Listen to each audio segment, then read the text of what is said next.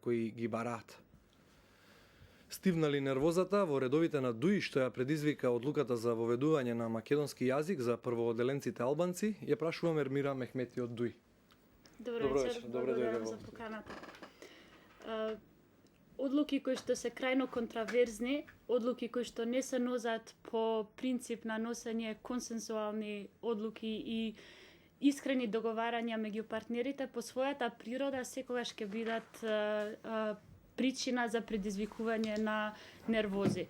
Она што е непобитен факт е дека оваа одлука не предизвика нервоза само во коалицијата, туку има малку поширок контекст. Оваа одлука предизвика голема нервоза кај сите етнички албанци и замислете успеа да ги обедини сите политички субјекти на етничките албанци, а со нив да ги обедини и сите други невладени организации, односно албанската заедница во Македонија. Има ли таа нервоза, енергија да удри по соживотот или да ја разниша владината коалиција?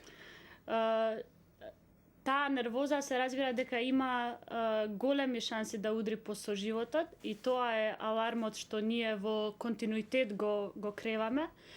Предупредуваме дека ваквиот начин на предизвикување на албанската етничка заедница во 6 месеци кои што, како што кажа амбасадорот Рикер, се пресудни да се реши спорот за името, сигурно нема да продуцираат растење на меѓуетничката доверба. Постојано се создава впечаток дека не ви е удобно во владините фотели, но тоа никој јавно не го кажува или гласно не го кажува, односно дуи не презема ништо по да ја промени таа позиција на како што ве обвинува албанската опозиција на партнер кој е во скутот на поголемиот партнер во власта. Дали сте дуе во скутот на поголемиот партнер? Не сакам да ги коментирам обвинувањата на политички партии кои што самите имале шанса да докажат и да покажат што може да спроведат кога се дел од власта. Она за што ние принципиелно говориме е дека во Република Македонија мора да се гради заедничка држава по принцип на консенсуално действување и одлучување. Тоа е единствената гаранција за зачувување, ако сакате, на заедничката држава. Одлуки каква што е оваа за образованието не само што предизвикуваат тензии, но во контекст на решавање на спорот за името морам да предупредам дека преку вакво принудување на етничките албанци да се изучува македонскиот јазик, сигурно нема да се успее да се заштити она што се нарекува битка за македонскиот идентитет во контекст на решавање на спорот. Значи, етничките македонци во овој контекст ниту ВМРО ДПМН или пак владата нема проблем со етничките албанци, нема проблем со ДУИ, нема проблем со албанските првачиња, бидејќи тие немаат проблем да го изучуваат. Но не ли мислите дека за подобра интеграција на македонското општество е потребно и македонците да учат албански, а не само албанците македонски? Апсолутно. Затоа што е тогаш проблем во оваа одлука? Затоа реков на самиот почеток дека станува збор за контраверзна одлука.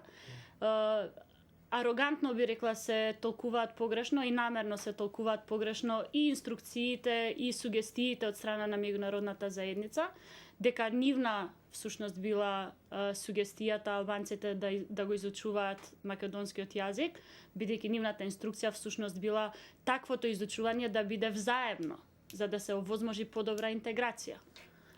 Кога последен пат се сретнале Груевски и Ахмети? Пред 2 дена. И како мина средбата, што е договорено? Па целта на прво тие се редовни консултативни средби, се разбира. Целта на оваа последнава е се разбира да се изнајде излез од создадената ситуација. Нашиот став е дека на Република Македонија не се потребни нови дополнителни внатрешни тензии, бранувања на јавноста преку провоцирање на меѓуетничките односи, затоа што нам ни е потребно единство, а се разбира... Задоволен ли е Ахмети од средбата со Груевски? Каков одговор добил таму? Ние очекуваме одлуката за изучување на македонскиот, принудната одлука каква што ни ја наметна министерот за образование да биде повлечена. Барате одговорен, што значи тоа оставка од Тодоров или? Очекуваме одлуката да биде повлечена, таа се покажа како непопуларна, како контраверзна и не најде на доверба ниту кај политичката елита, ниту во јавноста. Каква одговорност ќе побарате за тоа? Па министерот сигурно е свесен кои се неговите надлежности, согласно тоа и кои се неговите одговорности во институциите. Кога последен пат се сретнал Ахмети со Црвенковски? Па мислам дека тоа беше ручекот во Мала речица на кој што за кој што беше информирана јавноста, имаше изјави. Неодамна една ваша колешка од ВМРО ДПМН оцени дека како истрели од Калашников звучеле вашите оценки дека антиквизацијата прави застој на евроинтегративниот процес на државата.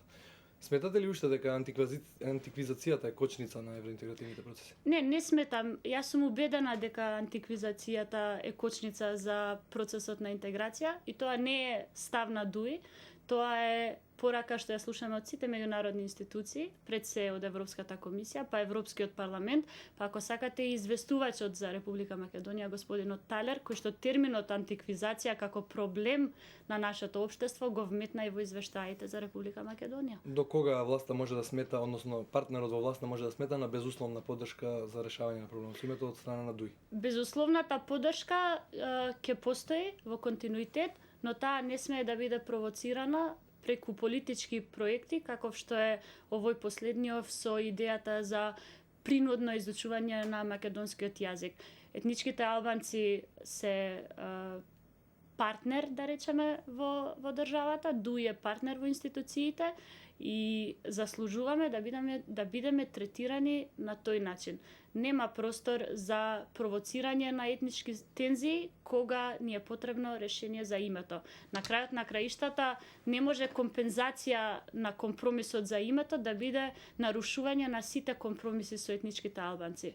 Компромисот внатрешен може би е пресуден во овој момент за да се постигне успешен надворешен компромис и да се заокружи, ако сакате, за членувањето во НАТО и да се отвори патот кон Европската Унија. Ви благодарам што беше гостинка во Благодарам Вестите на на поканата.